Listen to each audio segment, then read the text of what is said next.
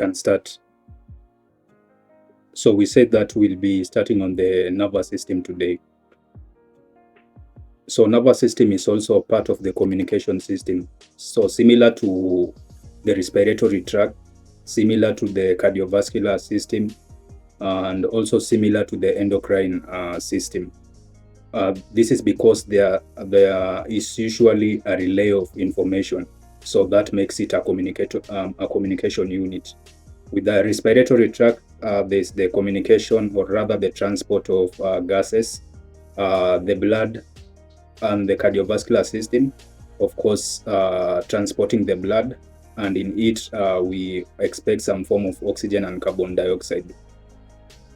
But more specific in terms of our communicating unit.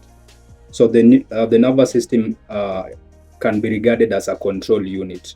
A control unit in that it normally controls most of the processes within the body. We had an endocrine system that was also a control unit. So maybe a sharp contrast that we are going to see between the nervous system and maybe the endocrine system is that the endocrine system is normally slow in terms of response. Even though slow, their effect, or rather their action, is usually more sustained compared to the nervous system. While on the other hand, the nervous system, we expect almost an immediate response, at least with the most part of the nerves.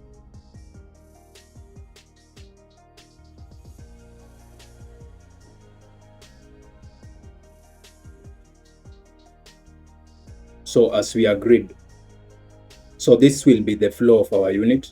So we'll start with the basic organization of the nervous system. So this majorly respecting maybe previous physiological concepts and majorly anatomical mapping of the nervous system.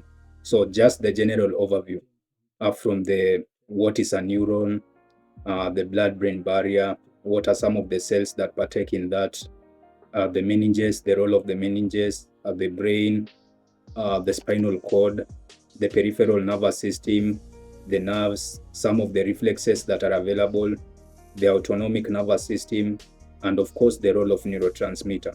So this will be our first unit. So majorly this will be under the basic organization of the nervous system. And to more specific, more of physiological.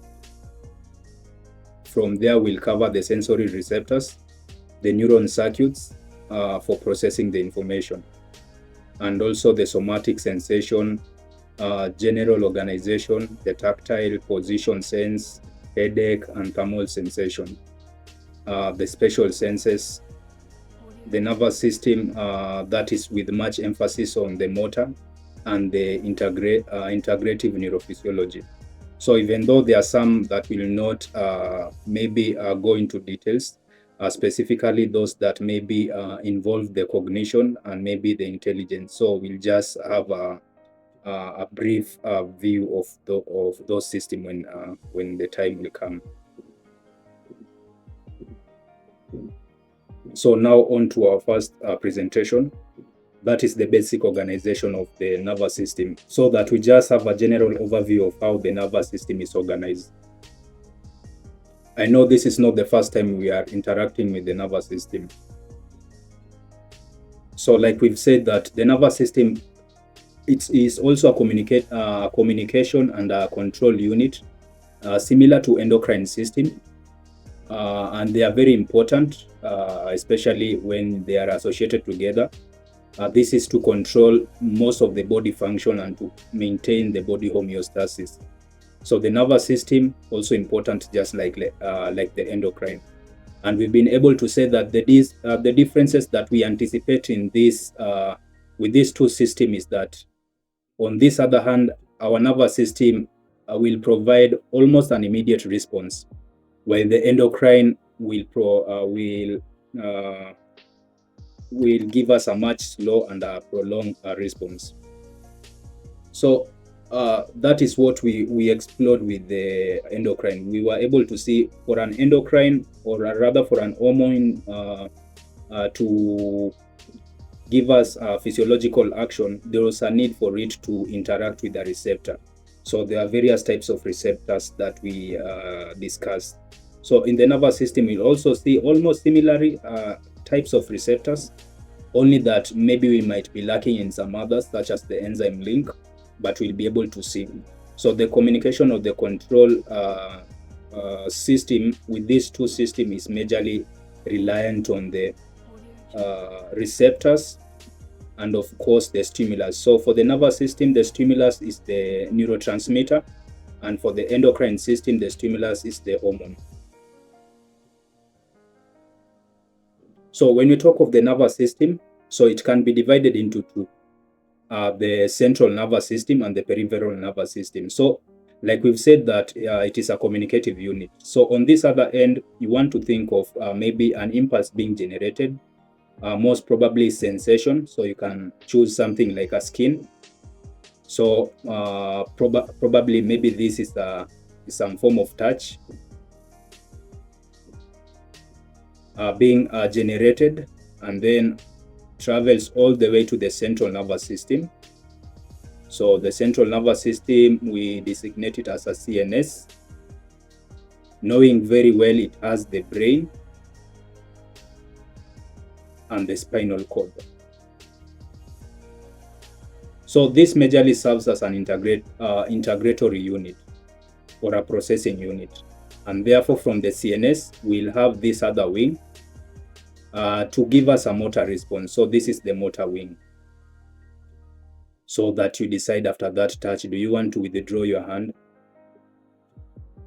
And the motor does not need to be there on the hand. It can be on the other organs, maybe even to the muscles that controls the eye.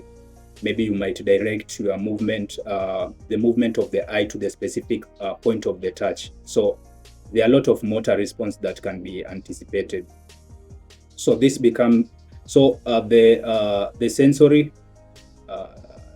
sensory and the motor becomes the peripheral nervous system, or what we'll say the PNS. So majorly we are having the nervous system, we're talking of the CNS, consisting of the brain and the spinal cord, the peripheral nervous system consisting of the sensory and the motor wing. So like we've said, the PNS is further subdivided into two, as we are able to see, the sensory and the motor wing. So the sensory sometimes referred to as the afferent, as the word suggests, relaying information to the CNS, and the motor referred sometimes as the efferent, relaying information from the brain up to the effector organ. Let's use muscle.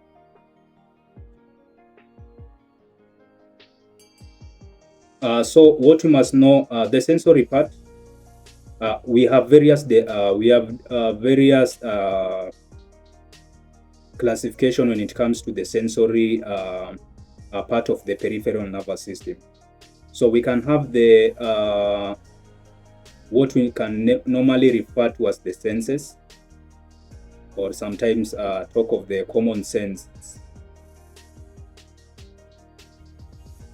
So we're referring them as common sense because there is a conscious appraisal of an individual. So when there's a sensation, when somebody is having the impulse are being generated from this sensual organ, the person is able to recognize that there is some sensation that are being processed. So the person is completely aware of these processes, at least most of the time. So for example, one of the senses is in terms of eyes. So that will be the sight. Sight is the sense, or rather the modality of transmission. So you are aware when you are seeing something, you are conscious of it. You are aware when you are hearing something, you are conscious of it. You are aware when you are smelling something, you are conscious of it. You are aware when you are tasting, and also aware when you are touching. So part of the or rather further classification of the sensory part or the afferent part, we are having the senses, or sometimes I might call them not really voluntary, but you can either use the common senses or the conscious senses. While on this other wing, we have the autonomic or automatic. So this means that the nervous system is generating an impulse going all the way to the brain, but you will not be aware of it. Some of the important senses include, like, let's say, the level of oxygen has decreased in your blood. So you won't be aware that the level of oxygen has decreased in your blood. So the signal will be relayed. That will be captured by things like the carotid bodies, aortic bodies, and maybe the chemoreceptors of the zone of the brain. Consequently, maybe to the area of integration, back to maybe in a place like medulla oblongata, where there is a respiratory centers, increasing the rate of bleeding, the rate of breathing, and that information will be relayed to the motor unit, where maybe now the breathing rate will increase using the respiratory muscles as the motor wing. So this includes things like chemoreceptors, baroreceptors. You will not be conscious when the pressure is increasing, at least for most people, unless there is some physical pain that or discomfort that is associated with it. So baroreceptor, and we are having here something like osmoreceptors. You are not able to tell consciously that now your blood, or rather your extracellular fluid is the osmolarity or osmolality has increased. You are not able to tell, but otherwise you are having chemoreceptors, baroreceptor, osmoreceptors that are able to pick these signals into the brain or into any integrative unit, give us a motor response, so that at least we are able to control this system. So we must be having an afferent and an efferent. So that is the sensory nervous system. So on this other end of the peripheral nervous system, we've said that you can have the motor.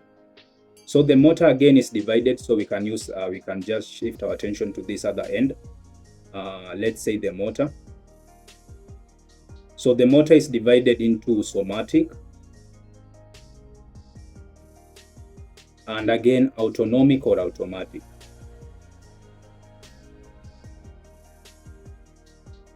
Again, the same principle applies. So for this one, there needs to be a conscious or a conscious appraisal of the sensation or of the impulse,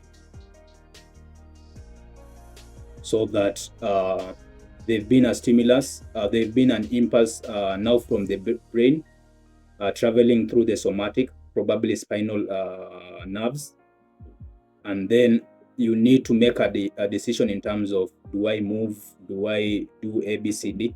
So somebody's almost aware of every of the resultant movement. But if you look at it keenly, you'll not be really aware of a single neuronal impulse. You'll just be aware of the aftermath of these impulses. For example, you are having your hand right now. Maybe let me assume you are writing something, and then you are getting a nerve impulse from the brain. Of course, using the motor nerves, the somatic nerve, the spinal nerves, eventually to the muscles. So we know we have various type of muscles.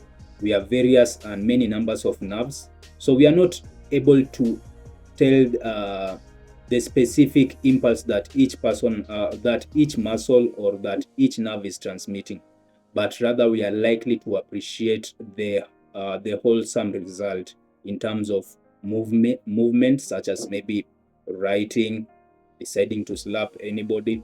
Those are some of the those are things that we are regarding as conscious. But if you look in detail, there is no real conscious, but grossly we can say that these are conscious. So the autonomic nervous system, so this is what we must have talked of. So these are normally the sympathetic.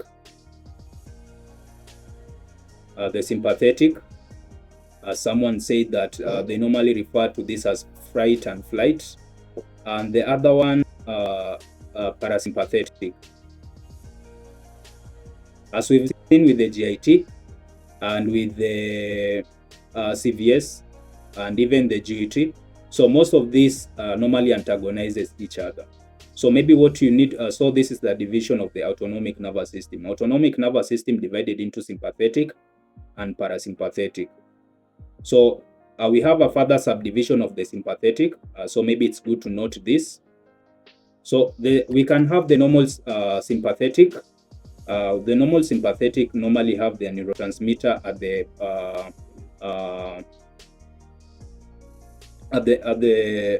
postganglionic neuron as the adrenaline. So they are normally referred to as adrenergic sympathetic nerve. So number one division, adrenergic sympathetic nerve.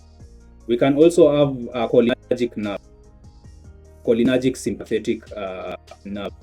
This means that at the end of the postganglionic nerve, the neurotransmitter that is normally used is acetylcholine, or we can write the ACTH, instead of adrenaline. So these are very important, especially in areas such as the eyes, in some glands. So that means that the action with this type of sympathetic nerve, sometimes their physiological action might mimic the parasympathetic. So we should be keenly aware of that, even though we'll be able to explore and tell the specific points or places that are innervated with this kind of nerve. And then a third division is also, we refer to it as splanchic. Parasympathetic. So this is a nerve that normally innervates the adrenal. Remember, we discussed the adrenal gland, but specifically adrenal medulla. So this one do not have the postganglionic neuron, as we'll be able to see. And the neurotransmitter of choice that is normally used is the acetylcholine again. So that means the body is under intense sympathetic activity.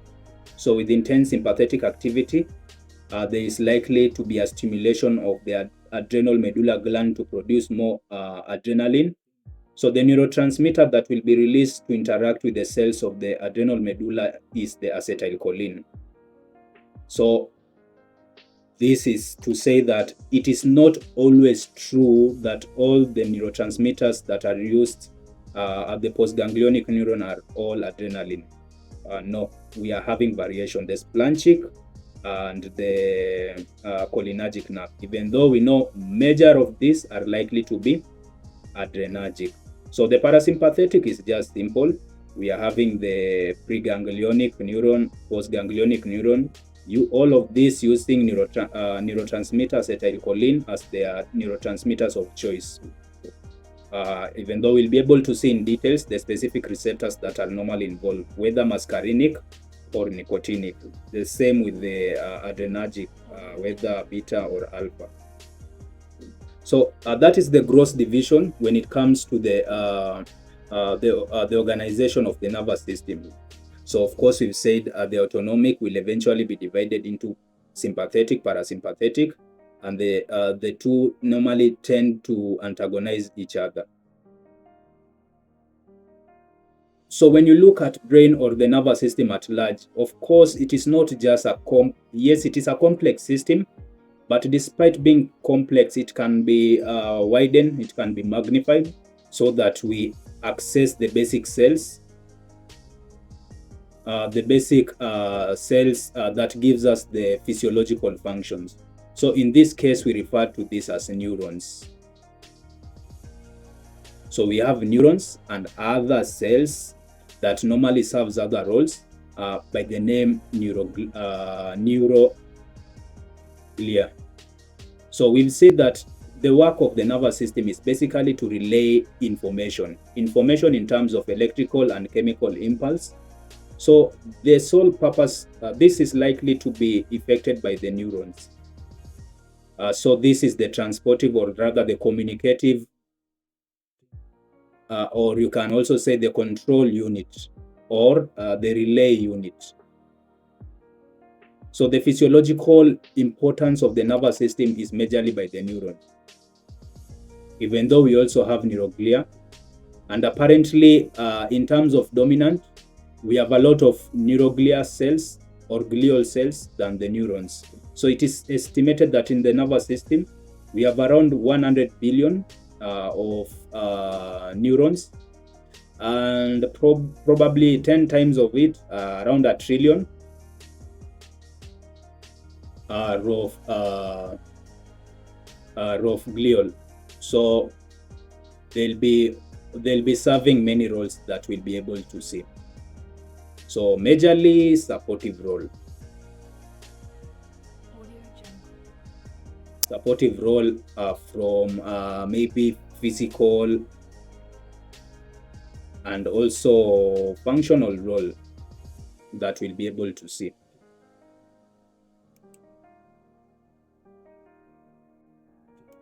So maybe into the specific type of cell that we expect. So we've said that when we talk of the nervous system, just like any system, it is good to respect the functional unit. So the functional unit of this can be reduced to a cell. So normally then we normally call them the neurons. So neurons are very unique in that just like you can have a normal cell, of course, with the anticipated organelles ranging from nucleus, mitochondria, and many others. So this one is unique in that it normally have some cytoplasmic extension. So so that means that have something like this. So the cytoplasm is extended.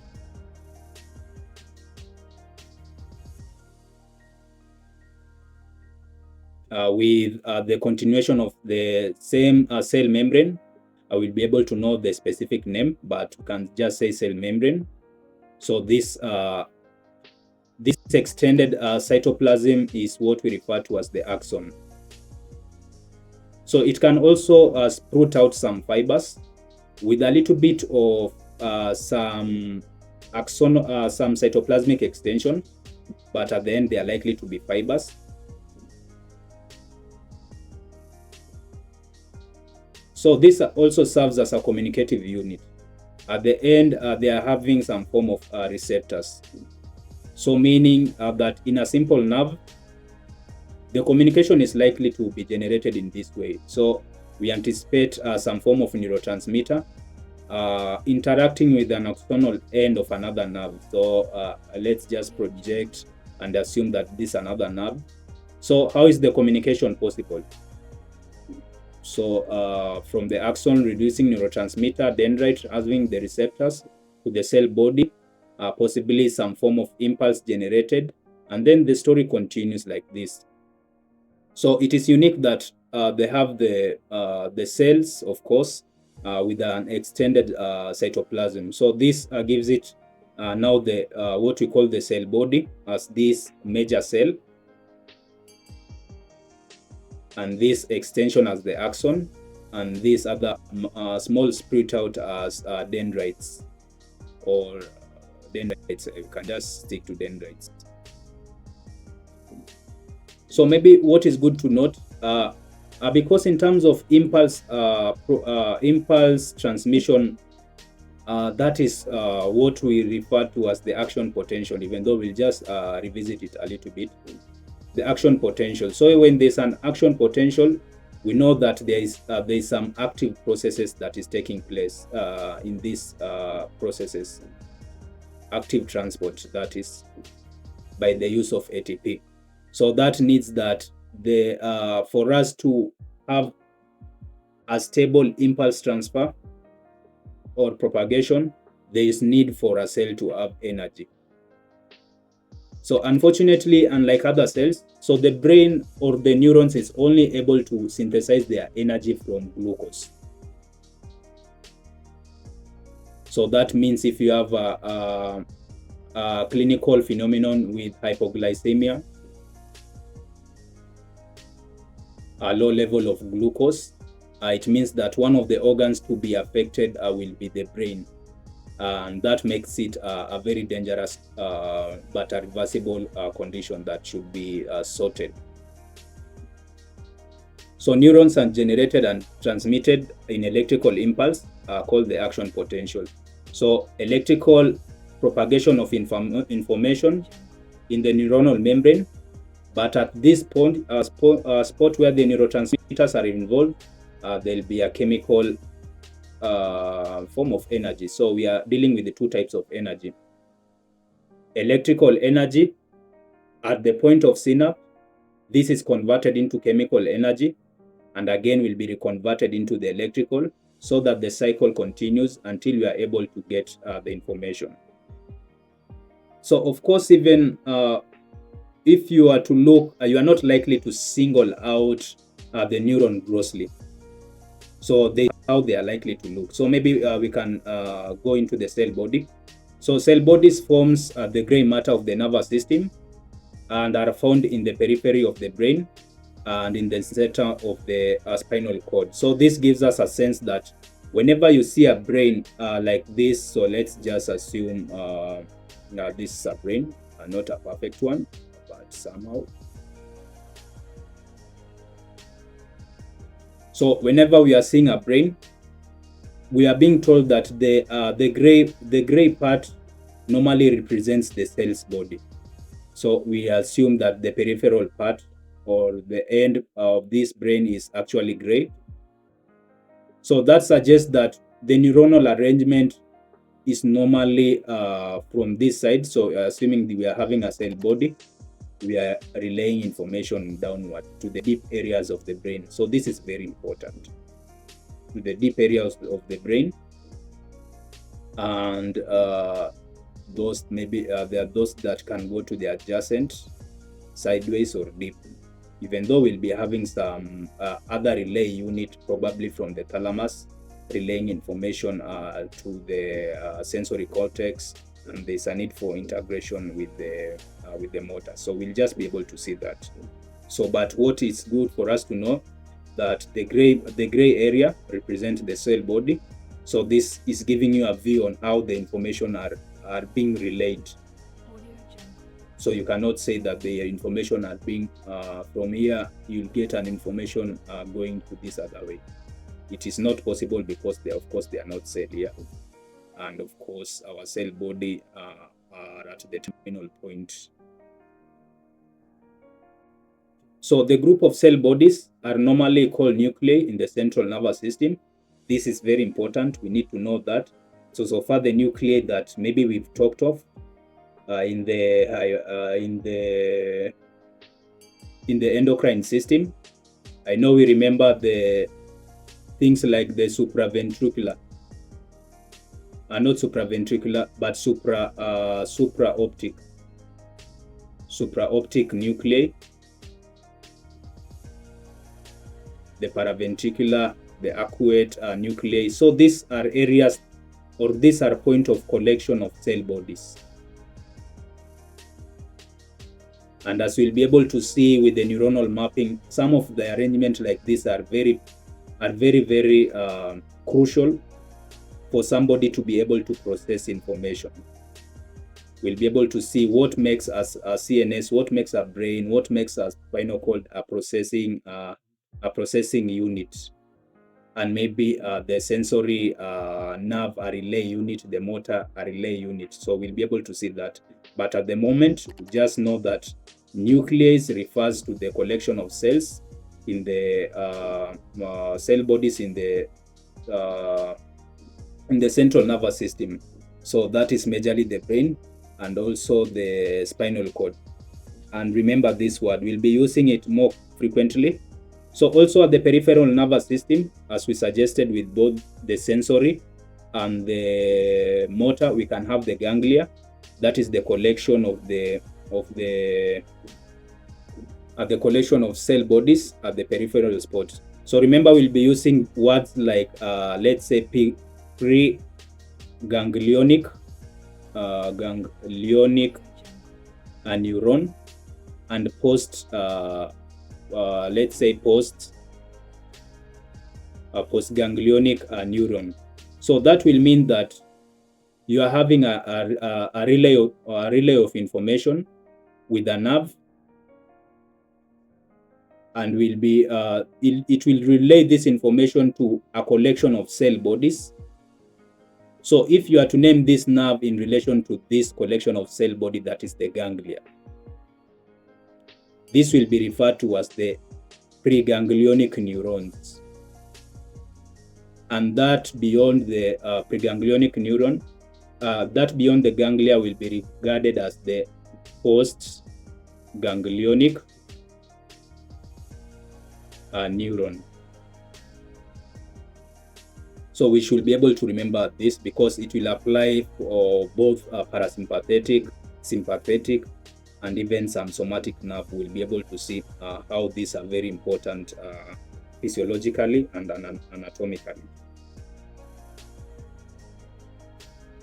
Of course, we've said that our cell body representing a normal cell and having now an extension of the cytoplasmic. An extension of the cytoplasmic, we've regarded it as an axon, and some fiber as some dendrites. So these are much shorter. So these tend to serve to give the cell body information, while the axons serve to take away the information. Of course, all of them in form of impulse, representing the action potential.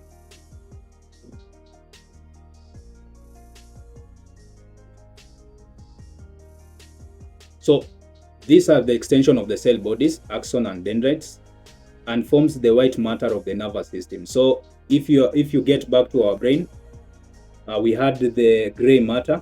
So it means that deep we are likely to have the white matter. And if you can see based on your sense, we are having many axons passing through these other parts, maybe to specific nuclei. When there's a nuclei, of course, you'll be able to see another gray area.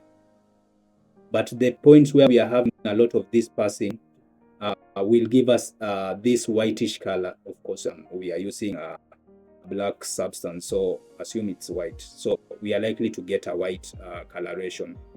So this collection of axons are normally referred to as tract. We should be able to remember that. Tract, the collections of axons in the brain or within the spinal, brain and the spinal cord, that is the central nervous system, are normally regarded as tracts. Those that are there in the peripheral nervous system are normally regarded as nerve fibers.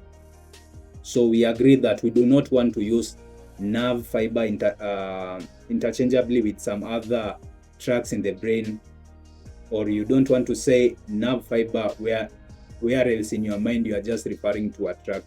So you should be very specific to that. And we've said that axon is an extension of the cytoplasm from the cell.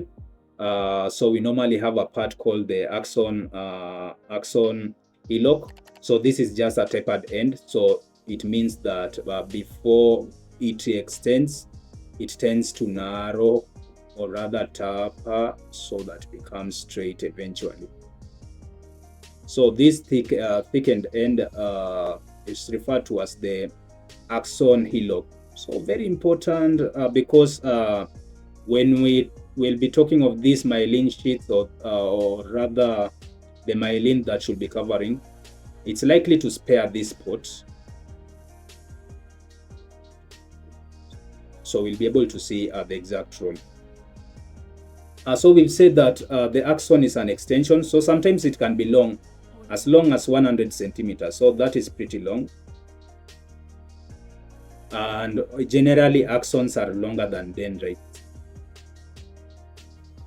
So most of the time, considering unipolar cells or transmitting information just with the one fiber. So you're likely to get many dendrites relaying information, and then maybe to a specific axon. So these are the characteristics that you'll be able to see maybe in a processing unit or in an integrative nerve, rather than a relay unit. With a relay unit, you'll just be expecting maybe just one information from a simple nerve or a neurotransmitter, and then relaying it with a simple axon or just with one axon again to another, and the story continues. That giving you a relay unit.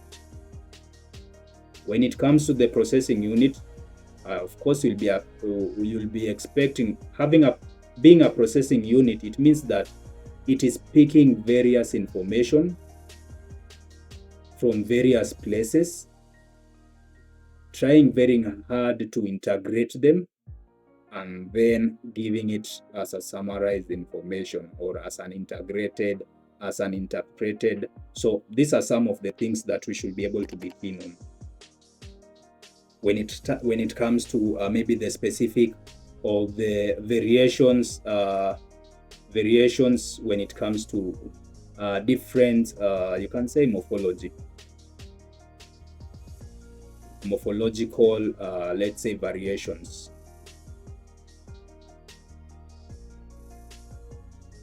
Of course, we've been saying an extension of the cytoplasm. Of course, we are seeing here our cell membrane being of course again extended. So the cell membrane covering the axon are normally called the axolemma. So this is the basic neuron anatomy. So this is what we've said. This mimicking a normal cell, of course with a nucleus and with some other organelles. So this is referred to as the body or the soma, getting information from the dendrite and relaying this information using its axon. And you'll be able to see the axon is covered by some form of you can say some myelin, or with some Schwann cells in a concentric manner. Of course, that is in the myelinated. We'll be able to get through that, and we'll be having the axons. Axon giving us the axon. We are having some bulbing out or knobbing out into some synaptic knobs that has a lot of neurotransmitters. So when the action potential or when the impulse reaches this point, there'll be a release of neurotransmitter. So this is a good point where it can again be attached to another neuron, and the story again continues. So we are having here our electrical, here our chemical, and again reconverted into electrical. So all these forms of energy you'll be able to see.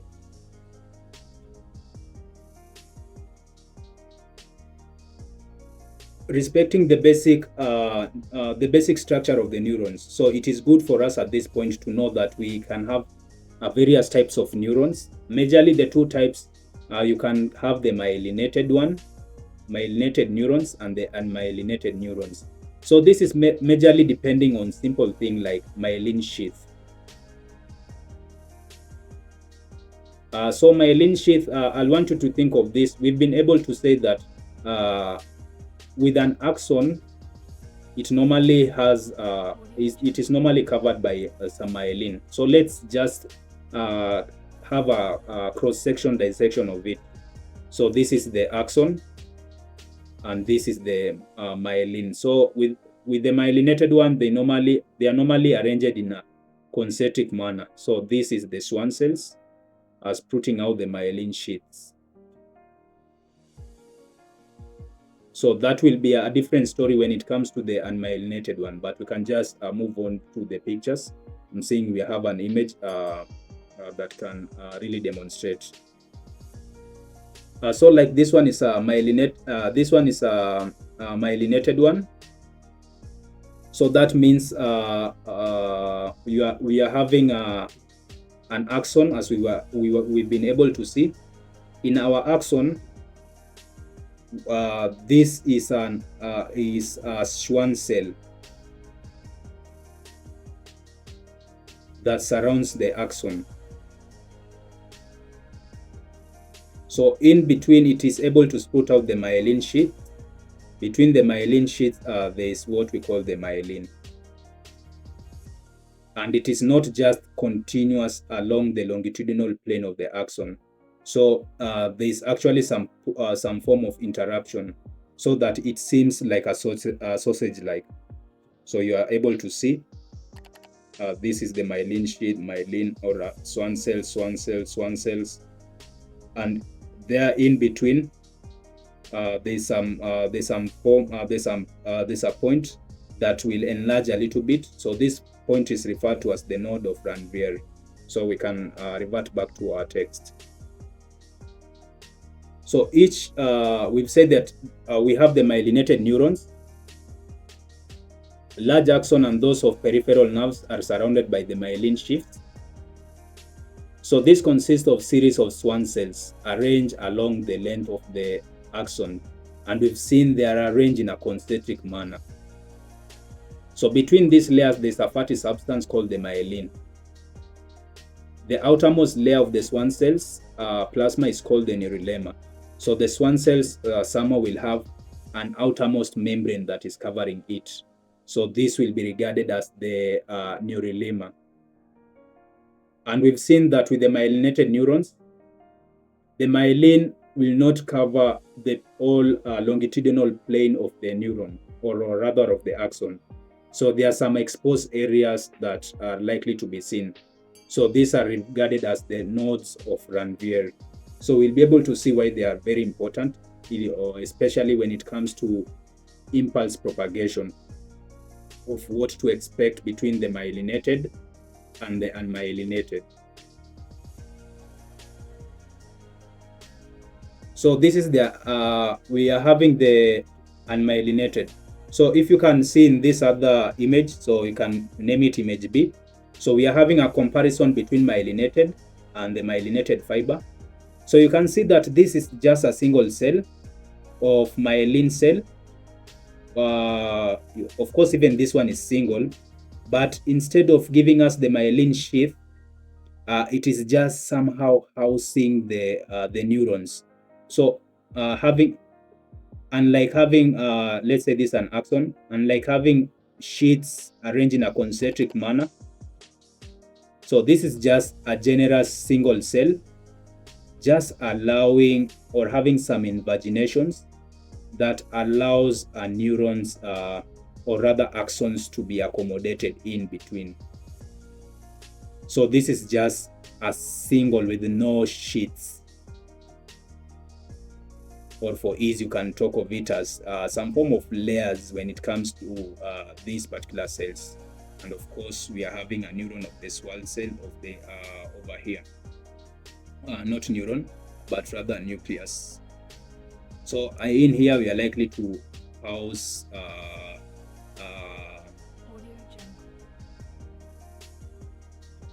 the axon. So if we extrapolate this using the y-axis. So maybe what is good to note, maybe if I can refer us to this image. So it does not mean that a single myelin will just be housing one neuron. So this is just to demonstrate the simplicity of it. This one is single. That will apply more appropriately to the unmyelinated, where if you are having a single representation, you'll talk of this as an unmyelinated. So assuming a cell body, an extension of the axon. So as a single, what it will seem like, it will look like something like this. So the whole place is somehow you can talk of it as insulated, and then giving us, of course, an axonal node. So for simplicity, this is how it can be presented. But in reality, we know that one of these one cell is housing many neurons. So unmyelinated neurons, postganglionic fibers, and some fibers in the central nervous system are unmyelinated. In this type of axons are embedded in one swan cells. The transmission of impulse is significantly slower than the unmyelinated fibers. So I want you to get this point. The unmyelinated can be there mostly with the postganglionic fiber. So when we'll be discussing in terms of speed, in terms of neuron transmission, you'll be able to appreciate that it is likely that we'll be having a speedy impulse transmission with the preganglionic.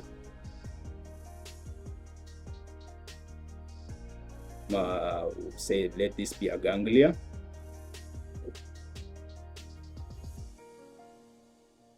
And a slower postganglionic. Reason being, unmyelinated are slower, myelinated are faster, and of course there'll be other parameters that will be able to dictate these speeds in terms of neuron transmission, as we'll be able to see. Again, just a fair comparison, I think it's just the same. Myelinated rather, versus the unmyelinated. So we are seeing just one swan cell housing more than one axon, but here we are having one swan cell housing a single axon. So giving good surface area that will be able to see as necessary for us to have a good neuronal impulse transmission that will corrupt the speed. Very important.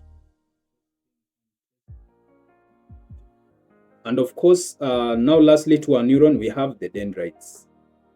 The dendrites, we've said that, again, these are fiber-like extension, or we can say processes that normally carry incoming impulses toward the cell body. So they tend to give us the signal, assuming us are cell bodies.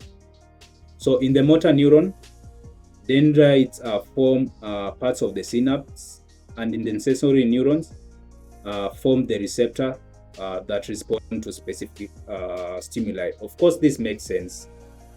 So where we've said that the impulses will come from a dendrite to the cell body and then to the axon.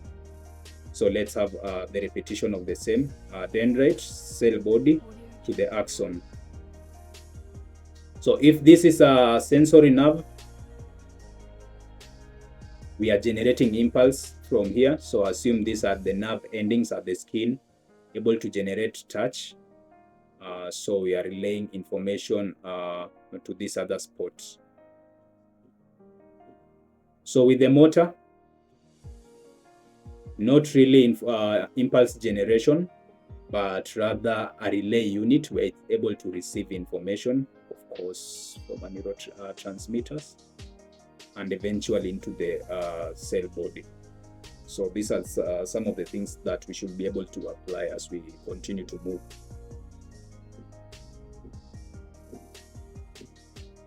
So back to the, we can talk of this as the nerve fiber, because this now represent, we've said the collection of neurons, not really neurons, collection of axons in the brain and in the spinal cord regarded as tract. Those collected in the peripheral are regarded as nerve fiber. So how are they normally arranged? So it means that if you identify a single nerve, maybe you've covered anatomically. So if you are to dissect it and subject it to the most powerful microscope, and to the just a minute. So as we were saying, this is a nerve fiber demonstrating different coverings when you are having a single axon are normally surrounded by a connective tissue by the name endoneurium. A collective of endoneurium or a collective of axon surrounded by a connective tissue, the perineum, perineurium, that is, and a collection of the perineurium are surrounded by a connective tissue or encased by a connective tissue by the name epineurium. So this makes a nerve, and this perhaps is able to demonstrate how it relates to the blood vessels, because a nerve, being a cell, also requires some nourishment. So we are able to see some blood vessels. Possibly these are some form of artery, and this some form of vein that helps in terms of the supply of the oxygen and the needed substance. So endometrium is a delicate tissue surrounding each individual fiber, as we've been able to say, which is in continuous with the septus that pass inwards into the perineurium. So that means that somehow joined. So you can assume this as the mother perineurium with, let's say, endoneurium. So somehow there is some form of joining. So having some form of septa joining the perineurium. The perineurium is a smooth connective tissue surrounded by each bundle of fibers, so as we are able to demonstrate over there. Epineurium is a fibrous tissue which surrounds and encloses a number of bundles of nerve fibers. So maybe what you should just be able to note at this moment. So the endoneurium are delicate tissue. So this one is a smooth tissue, a smooth cell, and this one is a fibrous. So this one is serving much protective role. At least there's some form of resilience that can be able to offer the protective role that somebody will anticipate. So let's say that that is the introduction. As now maybe we start, or rather continue with the impulse propagation and impulse maybe generation. So let's have a break, and then we start immediately.